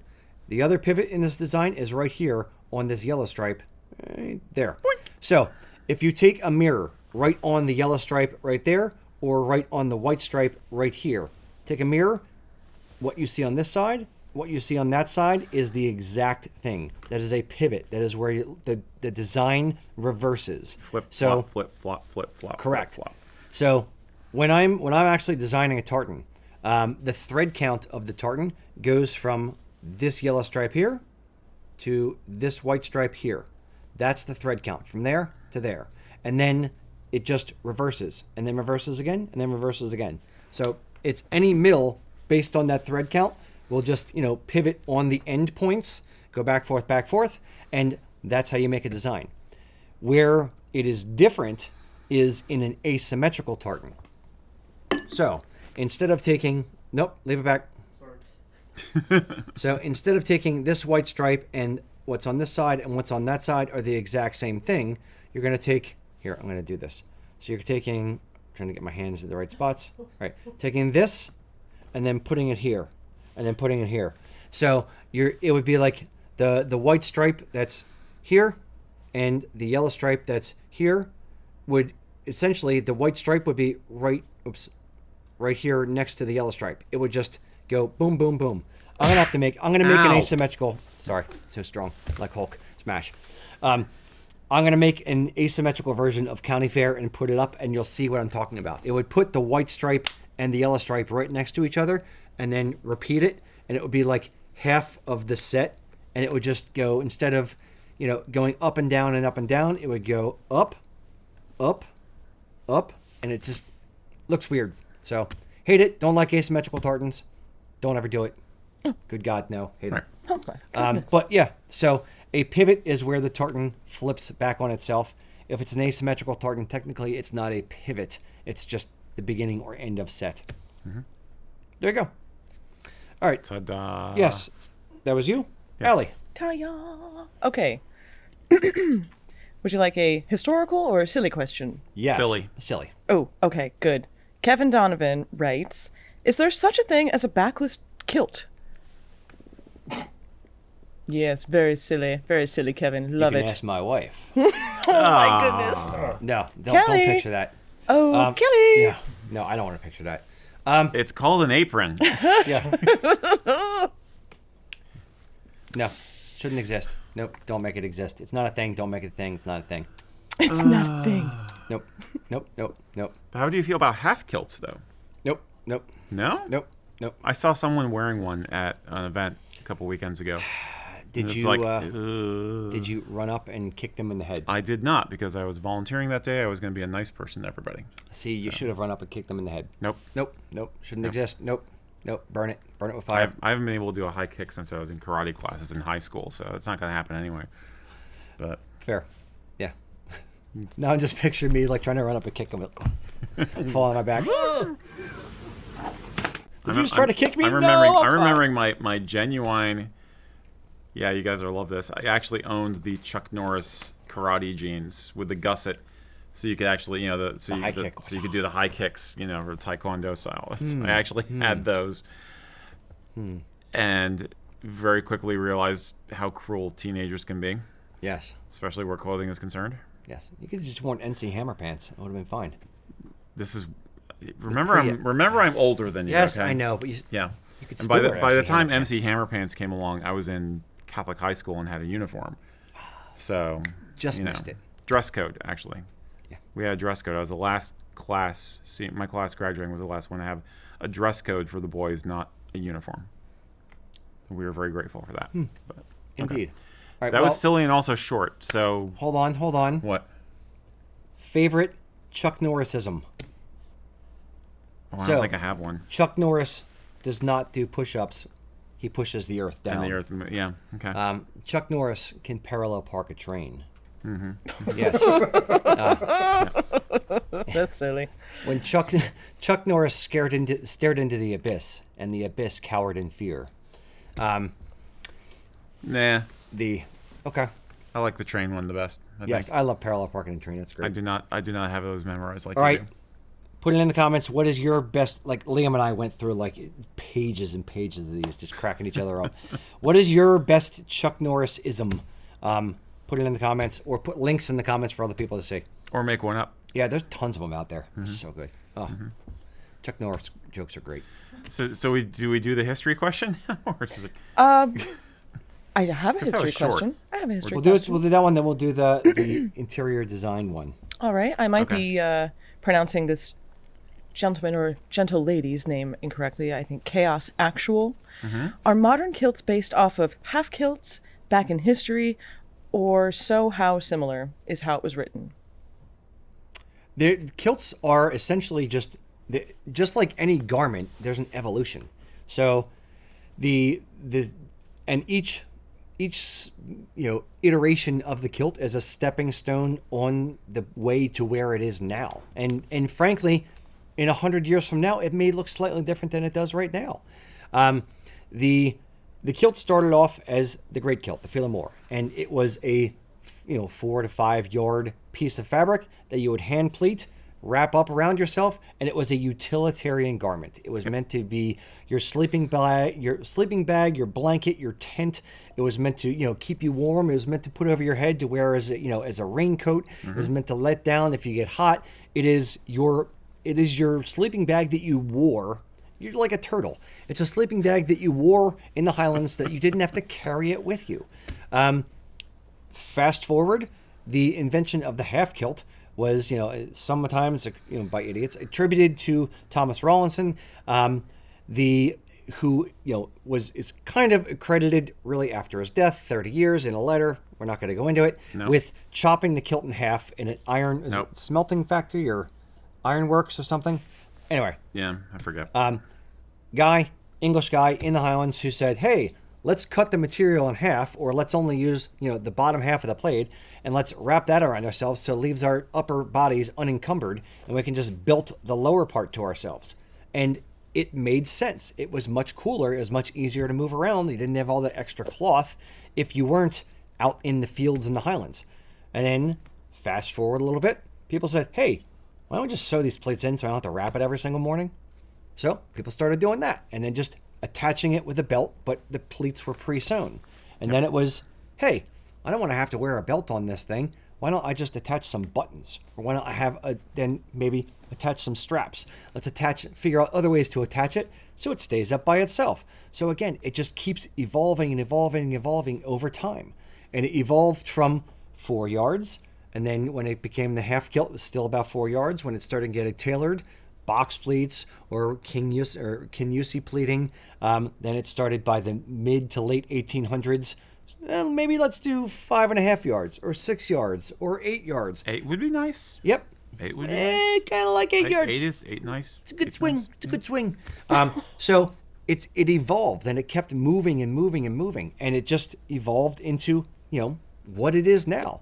And it's kind of to some degree was kind of solidified in the early 1900s, 1920s is kind of the golden age of traditional Highland dress. And it's for formal, for dressing up, it's kind of where it, I won't say stalled, it's where it kind of found its peak, if I'm going to put a positive spin on it. And that's still how it is worn today, especially in Scotland. And then there's also casual ways and fashion ways to kind of play with it. But it's just evolved slowly over time. You could say that the utility kilt or kilts with pockets and things like that are a branch off the tree. You could say it's a further iteration of the kilt. You could say it's a bastardization of the kilt. That's all up for debate. But it evolves slowly, and if it didn't evolve, it would just kind of die. It would just be kind of a thing that was like, oh, that's what those people used to do way back when, versus this looks like I could wear it right now. So right. It's one of the few forms of national dress that I would say, I was about to say, still look good as they've evolved over time. Yep. It's the most wearable national dress, aside from maybe kimono, kisode, in the world. Yep. Yeah. When I was in Germany last summer, I saw lederhosen and dirndls and stuff like that in Bavaria, in the lower right-hand corner of Germany. And they have like very, very, it's traditional. It's not really national dress. It's Bavarian dress. But people think of it as national dress of Germany. They've tried to evolve it a little bit, and there was a couple different stores with fashiony versions of dirndls and of lederhosen. So they're trying to drag it kicking and screaming into the 21st century a little bit. And I would say it's to limited degree of success. I didn't look at it and be like, that's awesome, I love it. I appreciate it for what it is, but it didn't speak to me, even being of German heritage. It didn't speak to me in the same way that kilts and the evolution of kilts has spoken to me. Did it still feel to you like something you would only wear at a festival? Because I think that's the difference. No, it didn't. It was definitely more fashion forward. Okay. It's not like I felt like I'm in Oktoberfest. Mm-hmm. This is what you do at Oktoberfest, apparently. But with 2 big beers, that's fine. But it didn't feel like it was only for Oktoberfest, period. Okay. But it didn't feel. It felt like it was just missing a little bit. Where kilts, like the way that I'm wearing it here, feel, at least to me, like it's fine. It could fit in today. Yeah. As it could, 100 years ago. So it's one garment you can combine with a whole bunch of other garments. Yeah. Depending on what you're doing and what time period you're living in and all that. I think because the top feels more interchangeable. The top is interchangeable. Yeah. Yep. It's That's why. Where lederhosen, like you have like the bib that comes up a little bit, and there's a certain kind of shirt for festivals. You can change the shirt, but it feels a little weird. Where kilts, I feel less weird playing with the shirt. Yep. Okay. Sorry, I stole your thought about that. Okay. You didn't really. It's okay. Fine. Good. Any other thoughts? No. That's the nutshell of the evolution of a kilt. Great. We actually have an animation that we did a while back, which shows the evolution of Highland dress with a little running clock in the corner, which is pretty cool. So I'll put a link to that here, so you can check that out if you want to. When you see the edited version of this, it's on the YouTube channel now. But, ta-da! Cheers. All right, Erik. Hey, Rocky. Let's talk interior design. Let's, shall we? We have to, because Travis Bennett, who you do not want to cross, trust me, said, we replaced our dining room furniture and we reupholstered the pieces to match my favorite kilt and our tartan. Very nice. What else could we do to complement this choice? For example, do we replace the simple chandelier with a staghorn chandelier? Do we put tartan everywhere, like on the walls and everything? I mean, he says host a burn supper, but I'm saying, do you make it like the ideal burn supper environment? Okay. How far can you go with this How far stuff? do you push it? How far have people gone with this? Indeed. All right. And the answer is really freaking far. So burn supper, Highland games in your living room, toss cavers, break chandeliers, you're fine. Yep, sure, do all that. Okay. Let's focus on the interior stuff. We're going to get into interior decorator mode. Allie will bring you in for this as well. You're You can be part of our interior Could decorator. you see me squirming club. in my seat, ready to answer? I was foaming at the mouth. Chomping at the bit, yes, indeed. Champing at the bit. Okay, so interior design ideas. We're going to make the most Scottish feeling of Scottish home abodes of Scottishness. I don't know. It's uber Scotland. Scotch. Yes, it is. It is Scotland distilled down to the sludge at the bottom of the pan after boiling it down for hours and days and years. Yes, indeed. Wow. Yes, With, making it sound delicious here. It's the caramel. It's the crystallization. It's the roux. Yes. Yes, indeed. So we'll kind of go a little round robin here. Okay. Crazy, over the top, all the way down to subdued, classy. Without having been in a Scottish home. Doesn't matter. Okay. This is our idea of how do you have a room or a floor of a house scream Scotland. Got it. Sky's the limit, right? Okay. Sky's the limit. I immediately think like, maybe not unfinished woods, but like raw woods, like hardwood floors, or perhaps raw edged things like. Okay. You know, your table, or perhaps not a nightstand, but like a small cabinet or something. I would expect like rough, rugged looking woods. I'd probably, skip again on painting and whatnot. And my mind immediately goes to a recommendation that I would probably make in the store when somebody's asking me how do I accessorize my tartan. And I would probably say, start with the smallest color accents and begin to accessorize from there. As an example, pertaining to something like a dining room or a living space, if your furniture is tartaned out, I would probably, any little tchotchkes or trinkets that I have around, I would accent them with that color. If I'm talking about a dining room specifically where I think it could really shine, perhaps my napkins would be the small color of my tartan. I might have my placemats somehow match my tartan. Maybe even with your drapery. Again, wouldn't go full out tartan unless you're David Barr. We're going there. You just wait. So you can do full tartan curtains or drapes, but I would probably choose a color that's in my tartan. And I would probably pick a color that is a little bit bigger. Like if I'm talking about black watch, I might do like bottle green or navy drapes, something like that. Yeah. All right. I think Erik. you're thinking way too tastefully. Yes. Oh, thank you. We're going to be gaudy as That's all the hell. only way I think it's tastefully. I like the rustic idea. I do like the rustic wood idea.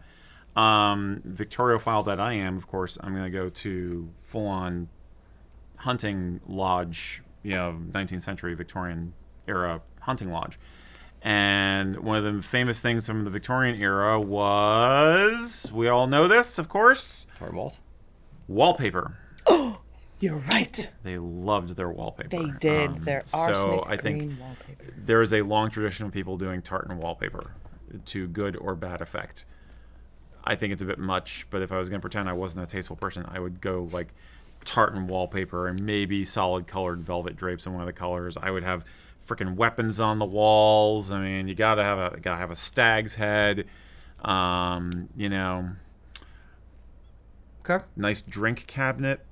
Okay. All the whiskey in it. I'm picking up what you're putting down. Yeah. I would go oak and cherry, really, very dark woods. Yeah. I would go at minimum tartan accent wall.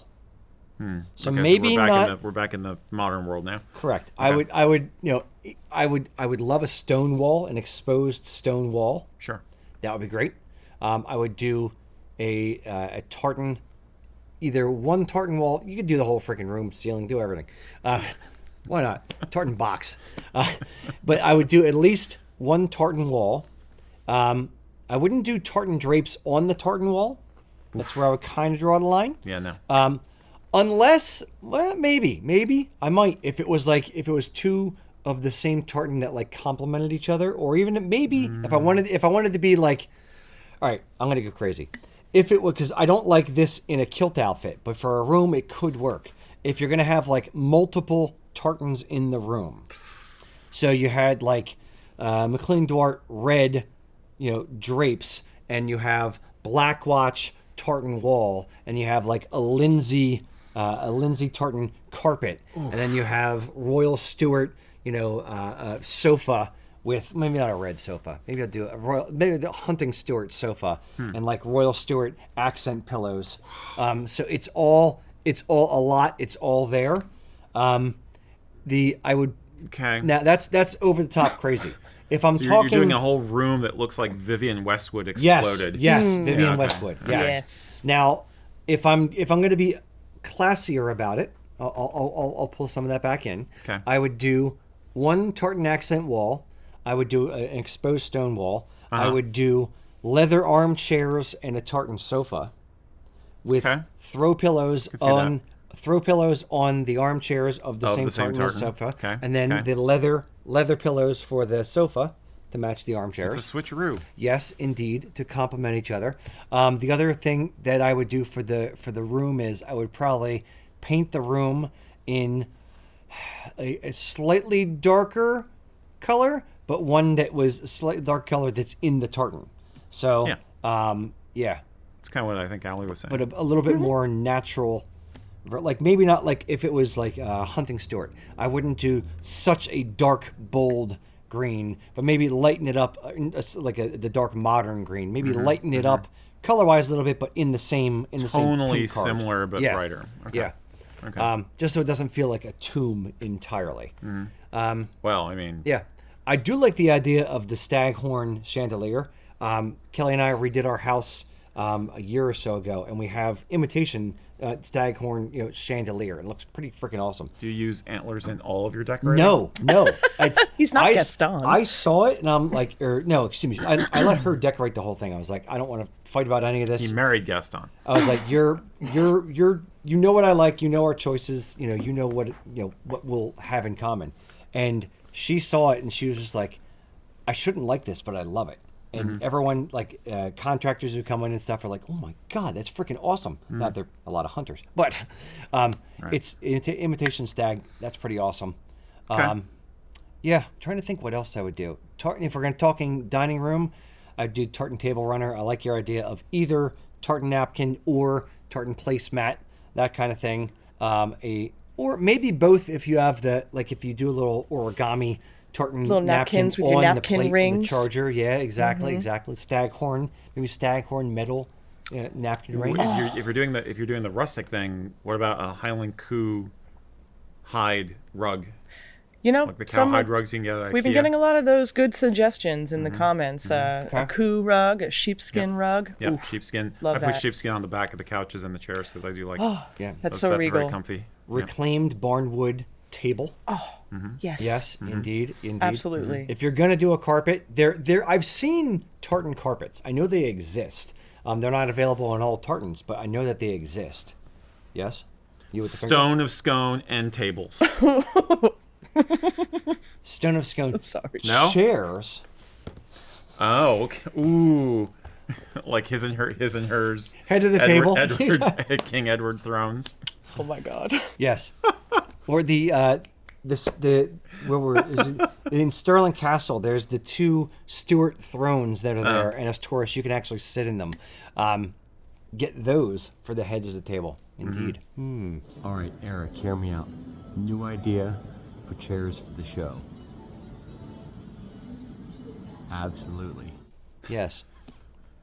I don't know, man. I'm sticking with the weapons. Yeah. You gotta have a wall full of weapons. Yeah, tars and swords. Yes, indeed. Lochaber axes. Yeah. Murdoch pistols. Everything. Yeah, stone fireplace though, not the gas fireplace with the wood. I miss my family's stone fireplace. Yeah. The hearth. Yeah. All right, you guys out there, let me know in the comments. What is your classy or over the top? Doesn't matter. You pick. Thing that you would do to celebrate your heritage and your clan crest. Forgot about clan crest again with the clan crest artwork. Well, on yeah, the you wall. got I think with clan crest. Some of that stuff. Yep. Yeah. Yep. Okay. Yep. Coat of How arms. would you? Coat of arms. How would you bring your heritage over the top or just classy little touches into your home, your daily life? Let me know in the comments. That is my question of the day. Cool. Indeed. All right, boys and girls, thank you very much for joining us. Remember, July 9th, we have our movie, Celtic Heart, Irish and Scottish Festivals in America. Please go watch that. Share it with everyone you know. I promise it's this close to being a tearjerker. It's a good friggin' movie. It gets you right in the feels. All right. Until next time, boys and girls. Slán. Thanks for sitting back and spending time with us, guys. We hope you got value out of this content. And if you like bite-sized pieces of content about kilts, about culture, we have an entire other channel, which is just clips from shows like this. Head over and check out the Kilts and Culture Clips channel.